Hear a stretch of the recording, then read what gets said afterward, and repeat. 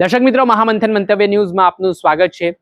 ખેડૂતો એક તરફ વીજના થાંભલાને લઈને ખૂબ પરેશાન છે, કેમ કે ખાનગી કંપનીઓ દ્વારા દાદાગીરી કરીને તેમના ખેતરોમાં વીજ થાંભલા નાખવામાં આવી રહ્યા છે। બીજી તરફ હવે ભાજપ નેતા રાજુ કરપડા દ્વારા એક મહત્વની જાહેરાત છે તે કરી છે, જેમાં મૂડી અને થાનગઢના ખેડૂતો માટે આ રાહતના સમાચાર છે, કેમ કે સૌની યોજના લિંક 3 જે પ્રોજેક્ટ થકી ખેડૂતોના સિંચાઈનું પાણી છે તેમના ખેતર સુધી મળી રહેશે તે પ્રકારની વાત કરવામાં આવી। થોડાક દિવસ પહેલા ભાજપના ખેડૂત નેતા રાજુ કરપડા દ્વારા આ મામલે મુખ્યમંત્રીને રજૂઆત કરવામાં આવી, જે તે વિભાગને પાણી પુરવઠાને રજૂઆત કરવામાં આવી કે ખેડૂતોને હાલ જે ઉનાળુ ચાલી રહ્યું છે, ચોમાસું આ વખતે મોડું આવી રહ્યું છે, તેના કારણે હાલ જે પાકના વાવેતર માટે સિંચાઈના પાણીની વ્યવસ્થા ન મળતા ખૂબ હાલાકીનો સામનો તેઓ કરી રહ્યા છે। ત્યારે તાત્કાલિક ધોરણે સરકાર આ બાબતે આજે સૌની યોજના થકી જે પાણી છે તે ખેડૂતો સુધી પહોંચાડવામાં આવે। અને પાણીનો પ્રશ્ન છે સુરેન્દ્રનગરમાં છેલ્લા ઘણા સમયથી ખૂબ મોટો બનતો દેખાઈ રહ્યો છે, ખેડૂતો આનાથી ખૂબ પીડાઈ રહ્યા છે। ત્યારે આ વચ્ચે ભાજપના નેતા રાજુ કરપડા દ્વારા એક જાહેર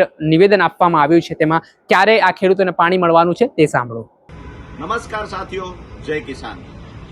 હાલ વરસાદ ખેંચાવાના કારણે ખેડૂતોમાં એક ચિંતા વ્યાપી છે કે ખરેખર સમયસર વાવણી નહીં થાય તો શું કરીશું।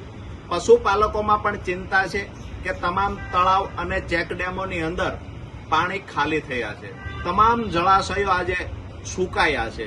એ સમયે અમારા મૂળી તાલુકો, થાનગઢ તાલુકો અને સુરેન્દ્રનગર જિલ્લાના ખેડૂતોની જે રજૂઆત હતી કે ખરેખર સૌની યોજના લિંક 3માં પાણી છોડવામાં આવે તો મૂળી તાલુકો અને થાનગઢ તાલુકાના તળાવ તેમજ ચેકડેમ ભરી શકાય, ખેડૂતો સમયસર વાવણી કરી શકે તો સારું ઉત્પાદન લઈ શકે, પશુપાલકો ઘાસચારો વાવી શકે જો તળાવ અને ચેકડેમ ભરાય તો।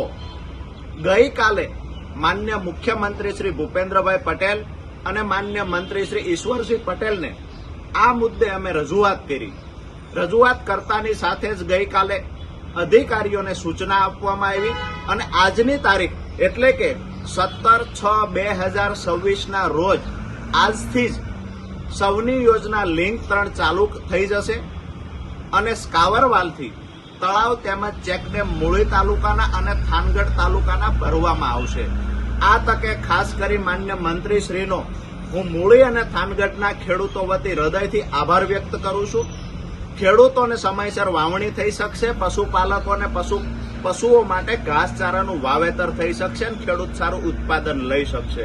એટલે તમામ ખેડૂતો વતી ફરીથી માન્ય મંત્રીશ્રીનો આભાર માનું છું અને જ્યારે પણ જરૂર પડે ત્યારે સિંચાઈના પાણી મુદ્દે આગામી દિવસોમાં પણ જ્યારે પણ જરૂર પડશે ત્યારે મંત્રીશ્રી અને મુખ્યમંત્રીશ્રી કાયમી ધોરણે સહયોગ આપતા રહે છે, એ પણ ખાતરી આપી છે।